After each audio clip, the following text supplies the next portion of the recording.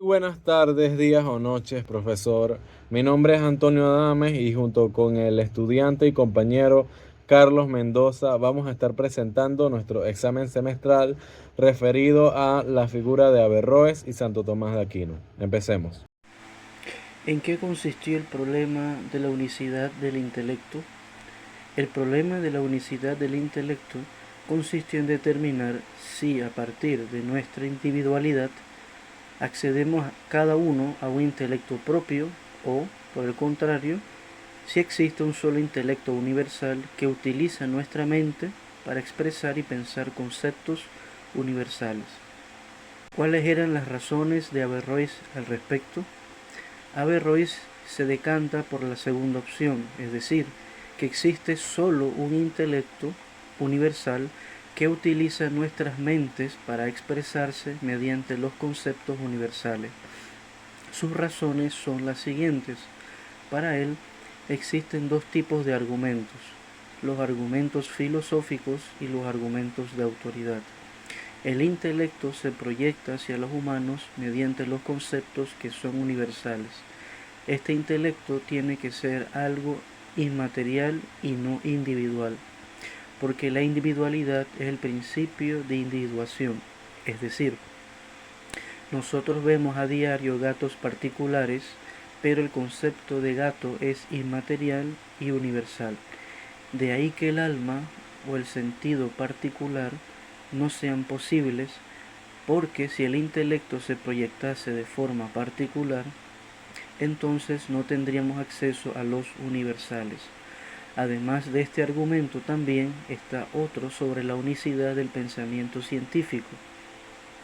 Solo las opiniones son particulares, mientras que la ciencia opera bajo la universalidad. Y es mediante la universalidad que tiene el intelecto por medio de la cual se puede hablar propiamente de ciencia, es decir, de universales. En torno a los argumentos de autoridad, solo se menciona uno por cuestiones de tiempo. El más fundamental es la apelación de Aristóteles. Averroes es un fan de Aristóteles. En ese sentido, recurre al argumento de Aristóteles que aparece en el libro titulado De Ánima, en el que dice que el intelecto es algo separado del cuerpo humano y por lo tanto no existen almas particulares. ¿Cuáles fueron las razones de Tomás de Aquino para refutar a Averroes sobre el problema del intelecto?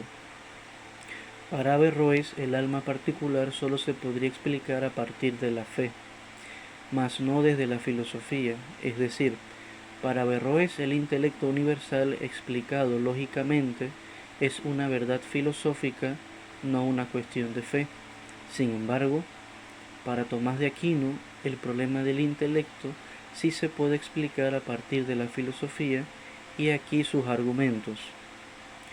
Todo hombre experimenta que él entiende y que puede conocer de manera individual, y si todos poseemos esta experiencia del conocimiento individual, quiere decir que el alma es algo individual.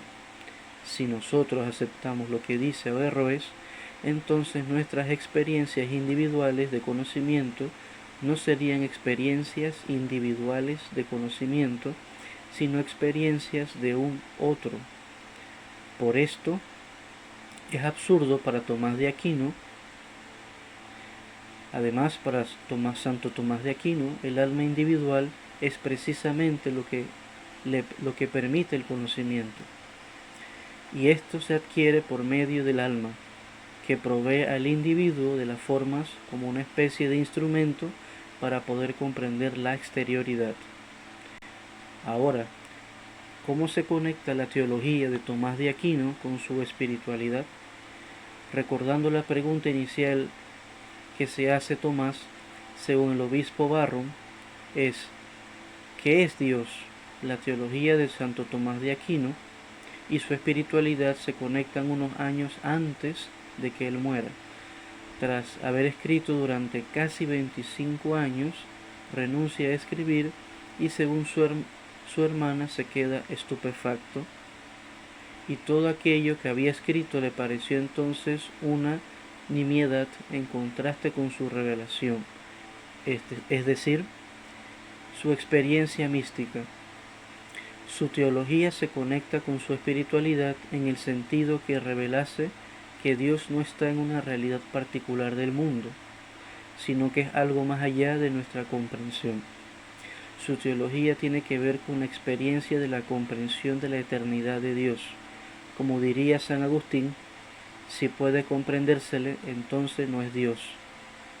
Pero esto no quiere decir que la fe y la razón no sean compatibles, sino que se complementan. Ahora bien, ¿cómo se explica, según el obispo Barron, la idea de que Dios no es un ser ente en el mundo, sino un ser en sí mismo? Bueno, esto se explica debido a que Dios no está en alguna parte o sitio particular del universo, sino que es la razón para que el universo exista en primer lugar. Dios es la pregunta, ¿por qué hay algo en lugar de nada? En ese sentido, está también en todas partes, pero no se sitúa aquí o allá. Dios es simplicidad, Dios es el puro ser en acto. Pero como todos nosotros estamos en potencia, cambiamos, no podemos comprenderlo. Dios está incluso más allá del tiempo, podríamos decir. ¿Y qué tiene que ver esta idea con el ateísmo moderno? Tiene que ver en el sentido de que el ateísmo moderno no comprende bien la naturaleza de Dios. Por eso quien busca pruebas físicas de Él, es decir, buscar a Dios en algún lugar, explicarlo, delimitarlo, no comprende bien el sentido que tiene Dios en el sentido metafísico. Porque Dios no pertenece a ninguna forma de nuestra comprensión. Está más allá del diseño del universo. Pero su razón está, la razón del universo está en lo que llamamos Dios. Ahora bien, ¿cómo entender la relación entre la fe y la razón con respecto a la teoría de la doble verdad de Averroes? A ver, la teoría de la doble verdad de Averroes sostiene que existen verdades filosóficas y verdades teológicas, y que incluso una misma verdad puede estar en contradicción con la otra. Por ejemplo, una verdad teológica con la verdad filosófica. Para Aquino esto era problemático, porque si aceptamos que Dios es la verdad, el camino y la vida, como dice el versículo, entonces algo así como las dobles verdades iba en contra del sentido de la teología, porque Dios es la verdad. Porque la teología del siglo XIII era científica, en el sentido de que buscaba verdades. Y algo así era como caer en relativismos. Continuemos. Con base en la conferencia del doctor Martínez Lorca, Averroes tenía una comprensión bastante avanzada para su época con respecto a las mujeres y la monarquía. Y tuvo influencias en pensadores modernos. Por ejemplo, en relación a las mujeres, consideraba que no era necesario que la mujer usara el velo en público. Rechazaba la poligamia por parte del hombre y por parte de la mujer. Y también consideraba que la mujer, si se veía violentada por su marido, tenía el derecho de exigir su divorcio ante un juez, aunque su marido se opusiera a ello. También consideraba totalmente injusto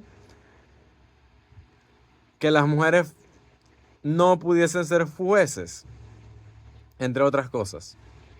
Todo en el siglo XII, recordemos.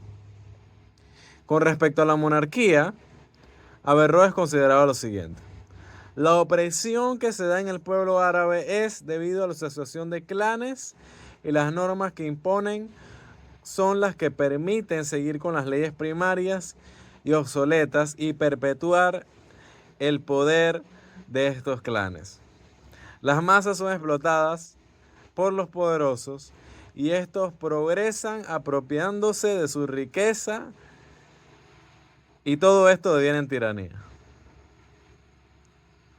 Los poderosos junto al rey se unen para oprimir a las masas. Increíble.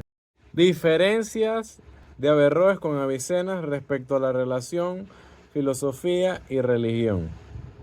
Para Averroes, como ya lo dijimos, la filosofía y la religión eran caminos diversos, sean verdades filosóficas, verdades teológicas. Pero quienes se dedicaban a la filosofía, y esto es importante resaltarlo, podían e incluso estaban casi obligados a dedicarse a ella con el esmero para encontrar verdades. Esto en el Islam para poder avanzar más allá del conservadurismo. Criticaba a los teológicos porque eran poseedores de conocimiento retórico. Para él, el camino de la religión tenía un camino intermedio entre fe y razón, pero la razón debía servirle, o mejor dicho, la religión debía servirle a la razón, o sea, debía adecuarse a la razón. Todo esto mediante la revelación de la ley, adecuar la religión y las verdades en un sentido unitario, digamos. Y explicaba que la religión es el símbolo que representa las verdades filosóficas para el pueblo, para los no filosóficos o los filósofos. ¿Qué afirmaba Averroes cuando una afirmación del Corán contradecía una verdad filosófica, o podríamos entenderlo como una verdad científica? Cuando una verdad filosófica contradecía una verdad del Corán, lo que debía hacerse no era una literatura o una interpretación literal del Corán, sino adecuar el Corán mediante alegorías para que no entraran en contradicción las verdades científicas con las verdades teológicas del Corán. Considero que Tomás de Aquino es más interesante y su valor histórico es también bastante importante porque Tomás de Aquino consolida por mucho tiempo la ciencia y la teología, cosa que el conocimiento moderno que tenemos ya no precisamente es así, pero permite que la teología tenga un fundamento racional, la llamada fe racional, y eso a mí me parece muy interesante.